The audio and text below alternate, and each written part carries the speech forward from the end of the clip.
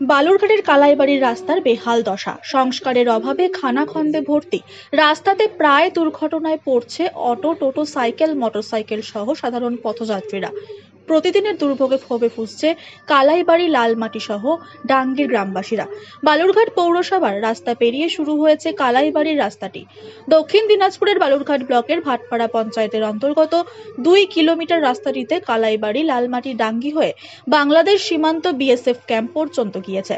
মূল রাস্তা থেকে বেরিয়েছে আরো অন্তত 7টি গ্রামের রাস্তা।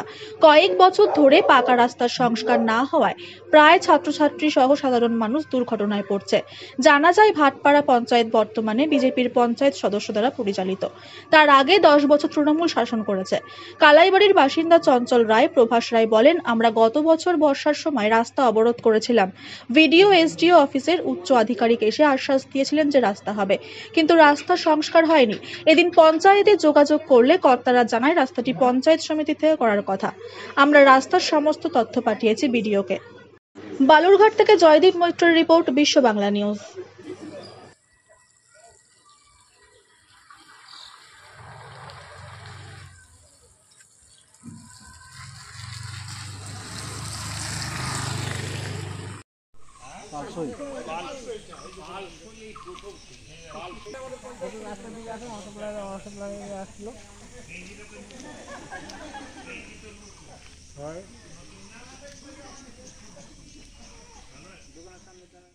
আশেপাশে মোকরামপুর, ফজিলাপুর, এই আশেপাশে আমার বাড়ি। তো আমাদের মেন সমস্যা হচ্ছে এই রাস্তাটা নিয়ে। আমার এই যে দুটো দিদি কথা বললেন, ওদের মধ্যেই আমি একজন। আমারও একটাই অনুরোধ, আমাদের এই রাস্তাটা যেন খুব শীঘ্রই করে দেন। কিন্তু আমাদের এই প্রধান বলেছিলেন যে আমাদের রাস্তাটা তাড়াতাড়ি করে দেবে, কিন্তু এখনও কোনো কিছু শোনা যায়নি বা বোঝা হয়নি। আমাদের এটাই অনুরোধ, যেন আমার একার জন্য নয়, আমার গ্রামবাসীর জন্যই বলছি যে আমাদের রাস্তাটা যেন তাড়াতাড়ি করে দেন। এটাই হচ্ছে কথা। যাচ্ছে টোটো একদিন উল্টে গেল, তা উঠাই দিলাম। এই যে স্কুলের ছাত্রী ধরতে উল্টে পড়ে গেছে, তা আমরা উঠে দিলাম, ঠিক আছে।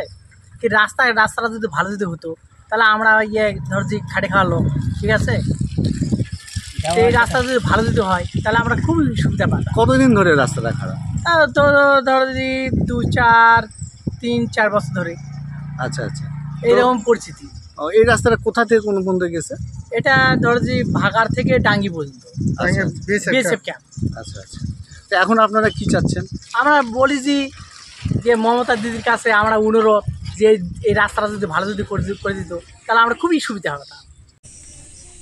পুরো পৌরাহারে আমার এখানকার জনগণের সঙ্গে পরিচয় করতে, কথা বলতে, তো ভদ্রমহিলাদের সঙ্গে দেখা হলো। নিজেও বেগ পেয়েছি খুব। ওই পিওরের থেকে আসতে রাস্তা দেখে মনে হয় যে এক্ষুনি বোধহয় গাড়ি উল্টে যাবে। তো এই যে রাস্তার দুরবস্থা দেখলাম, এখানে তো বিভ্রান্তির সৃষ্টি হচ্ছে। এইখানে পঞ্চায়েত বলছে এটা নাকি এমপির কাজ, এমএলএর কাজ। আমার এটা কাজ কবে জানবে আমি জানতে পারিনি। তা আমি যেটা এদের বললাম যে রাস্তা একটা মৌলিক প্রয়োজন।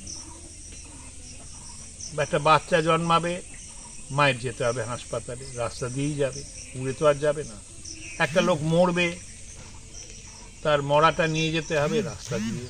একটা লোক অসুস্থ হবে, তারও হাসপাতালে যেতে হবে রাস্তা দিয়ে।